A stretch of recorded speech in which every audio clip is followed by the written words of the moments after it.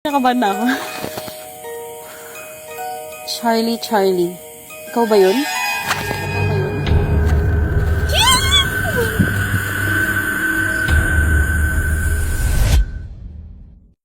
Naka-set up na tayo. So, meron na tayong paper na may yes or no, 2 pencil, and yung candles natin. Ito yung kailangan yung tandaan. Madali itong larong to. Pero tandaanan nyo na nagsusummon kayo ng entity.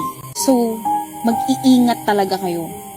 And para i-end tong game, kailangan nyong kunin yung 2 pencil and putulin. At saka susunugin nyo itong papel. Pero bago nun, kailangan nyong magsabi ng goodbye kay Charlie. Kasi para hindi niya kayo sundan. Okay, so magsisimula na ako. Charlie. Are you here?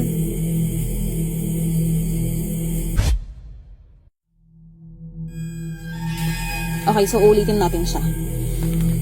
Charlie. Are you here?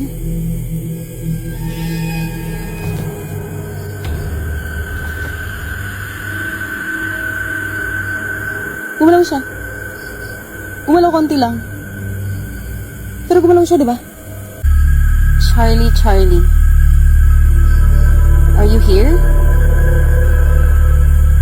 Ikaw ba yun?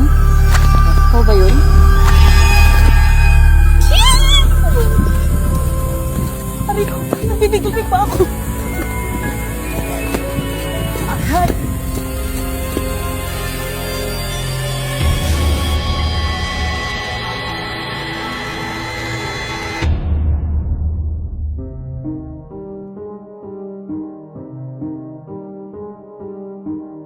Kasama ko na dito si Javi.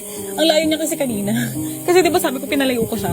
So mag-isa ko lang talagang nilalaro tong game na to. I don't know kung hindi naman kasi mahangin.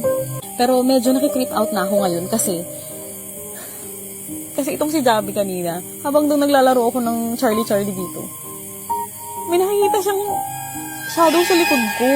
Tapos tinitignan niya ng maayos kung shadow ko ba yun. Pero sabi niya, ang laki daw ng shadow. Nasa likod ko. Saktong-sakto. 3 AM na.